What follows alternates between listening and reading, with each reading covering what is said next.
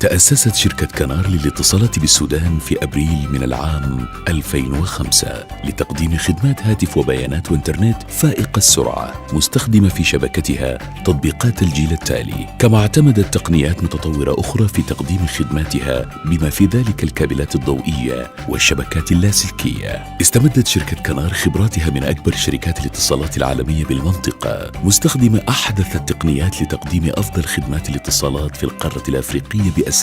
وتعتبر شركة كنار للاتصالات أحد الشركات الرائدة في تقديم أحدث تكنولوجيا الاتصالات وخدمات العملاء في السودان. سعت كنار منذ تأسيسها بأن تجعل من السودان مركزاً استراتيجياً في الإقليم، وذلك عن طريق ربط القارة الأفريقية بشبكات وكوابل بحرية عالمية معروفة، حيث قامت الشركة بافتتاح محطات أرضية حديثة للكوابل البحرية العالمية بمدينة بورت سودان، مما ساهم بصورة فاعلة في ربط السودان بالمحيط الجغرافي وبقية أنحاء العالم.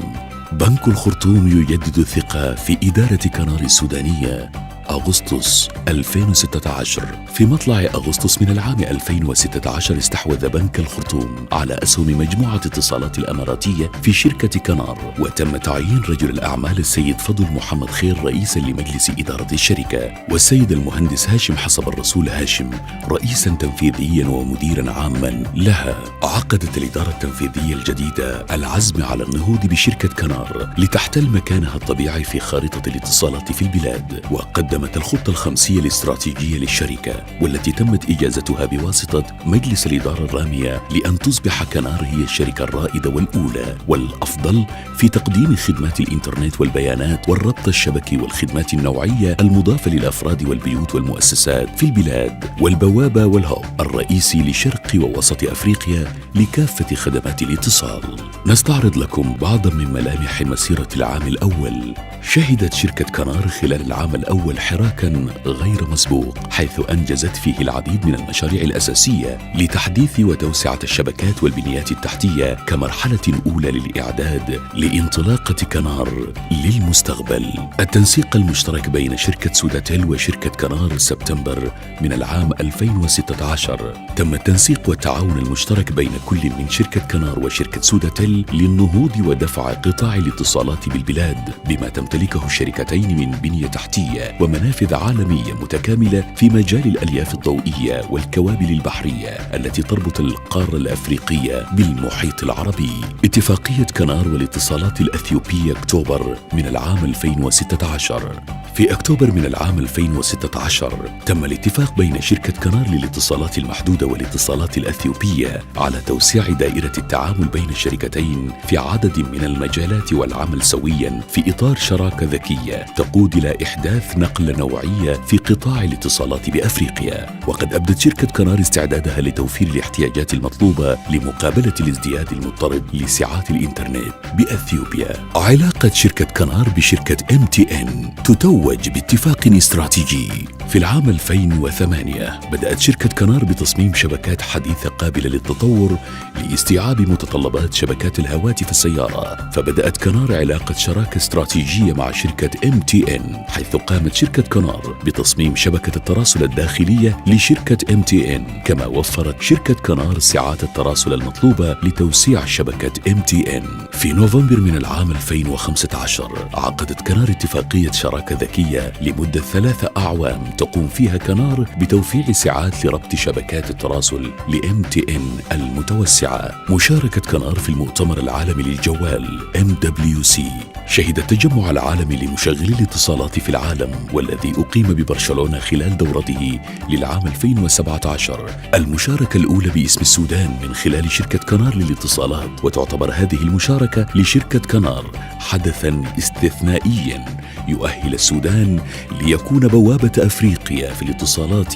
وتقانة المعلومات، بما تمتلكه شركة كنار من تقنية وبنيات تحتية أظهرت إمكانيات الشركة ودورها في الربط الإقليمي لدول الجوار، إضافة لتقديم خدمات الاتصالات عن طريق كوابل الألياف الضوئية العالمية. كنار البوابة الرئيسية لخدمات 1M في السودان. مايو 2017. في إطار سعي شركة كنار للابتكار والتميز وتقديم خدمات نوعية متطورة لسوق الاتصالات بالبلاد، وقعت شركة كنار على اتفاقية شراكة ذكية مع شركة 1M العالمية لتصبح شركة كنار بموجب هذه الاتفاقية هي البوابة والمنصة الرئيسية لتقديم خدمات الرسائل التفاعلية SMS والخدمات الصوتية بشكل جديد في السودان وإقليم شرق ووسط أفريقيا. التوقيع على رخصة الجيل الرابع. تم التوقيع على رخصة الجيل الرابع، والذي يعتبر نقطة تحول تاريخي في مسيرة شركة كنار للاتصالات، والذي يسمح لشركة كنار العمل بتقنية الجيل الرابع واستبدال تردداتها بالتردد في المدى LTE TDD 2.3 جيجا هرتز، وهي تعتبر أول رخصة لتقنية الجيل الرابع بالسودان في التردد LTE TDD، وهي تقنية متفردة حيث إنها تعتبر الخيار الأفضل في تقنيات الجيل الرابع وخاصة لخدمات الثابت، والتي صممت خصيصا لخدمة عدد من المستخدمين في وقت واحد على غير تصميم FDD المستخدمة لدى شركات الموبايل. هذا التفرد الذي ميز شركة كنار خلال مسيرتها الطويلة، والذي تطمح في استمراره بتقديم خدمات ذات جودة عالية وميزة تنافسية مختلفة تراعى فيها أفضل المواصفات العالمية، كما تراعي طلبات المشتركين المتزايدة للحصول على خدمات إنترنت نوعية ذات جودة عالية وغير مسبوقة بالسودان. اكتمال اختيار الشركة المنفذة لمشروع الجيل الرابع وبدء تنفيذ المشروع.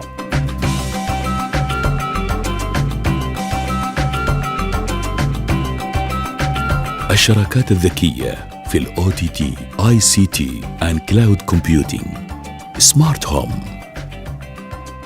Smart Healthcare, Smart Agriculture.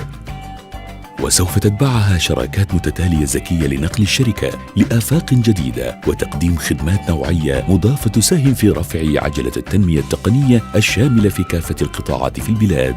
كنار وبرنامج الGT المتدربين. أعادت الإدارة التنفيذية برنامج المتدربين المتميز، والذي عرفت به شركة كنار، حيث أنه كان من أنجح البرامج التدريبية، وقدمت به كنار نموذجا متفردا في تأهيل وتطوير الكادر الوطني في قطاع الاتصالات كجزء من المسؤولية الوطنية والمجتمعية لشركة كنار.